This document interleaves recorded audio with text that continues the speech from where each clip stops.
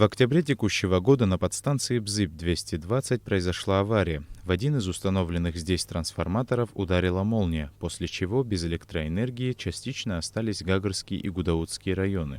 На ликвидацию аварии были брошены все силы компании «Черноморэнерго». Для замены сгоревшего агрегата из города Гал был доставлен резервный трансформатор мощностью 125 мегаватт. Его мощность превышает в 2 раза больше, чем тот трансформатор, который вышел из строя. Если бы этот трансформатор не был бы привезен на подстанцию БЗИП, то Гагарский район, Пицунда, Алахадзи и Гудаутский район приходилось бы зимой ограничивать. Но с тем, что установили этот трансформатор, вопрос ограничения уже отпадает.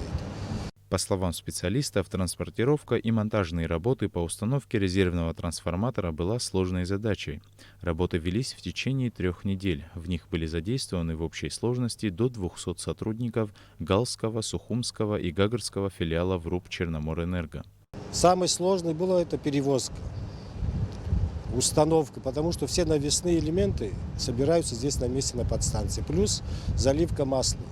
Особая технология. Там заливается более 60 тонн масла. Не более 10 лет он проработал, но так как такой мощности нету необходимости в Гальском районе, он стоял в резерве у них. Так что он может послужить еще долгие-долгие годы. Установленный резервный трансформатор будет эксплуатироваться, пока его не заменят новым, который уже изготовлен в России и прибудет по железнодорожным путям в Абхазию в конце текущего месяца.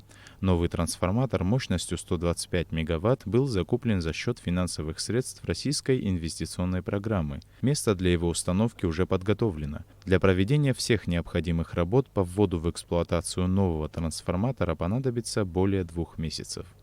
Саид Джарсаля, Томас Чиковани, Абхазское телевидение.